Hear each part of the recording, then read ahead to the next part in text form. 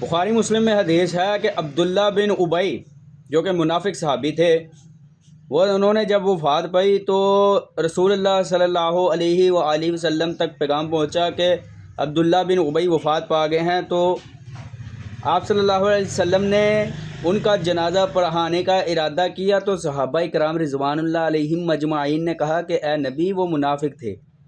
تو آپ صلی اللہ علیہ وسلم نے فرمایا کہ میں پھر بھی اس کا جنازہ پڑھاؤں گا۔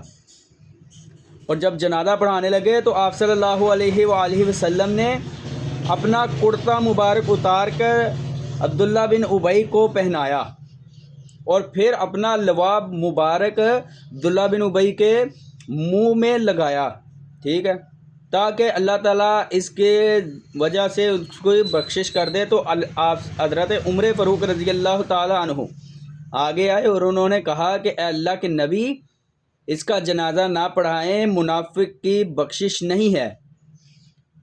تو جب حضرت عمر فاروق رضی اللہ تعالیٰ عنہ نے کہا، اتنا کہا، تو اوپر سے وہی نازل ہو گئی کہ جو عمر نے کہا ہے وہ صحیح کہا ہے، منافق بندے کی بخشش نہیں ہے۔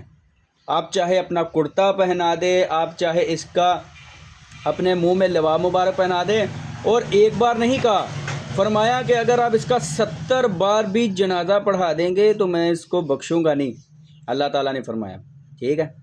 اور یہاں پر اگر کوئی اچھا عالم یعنی کہ کوئی محدث، بڑا محدث جنازہ پڑھا دینا تو انسان لوگ گمان یہ کرنے لگ جاتے ہیں کہ اس کی بخشش ہو گئی۔ بھائی بہت قرآن و حدیث اور اسلام بہت پیچیدہ ہے، اس کو سمجھنا چاہیے۔ سمجھنے والوں کے لیے عقل ہے، سمجھنے والوں کے لیے اس میں ہدایت ہے۔ اللہ تعالی ہمیں ہدایت دے۔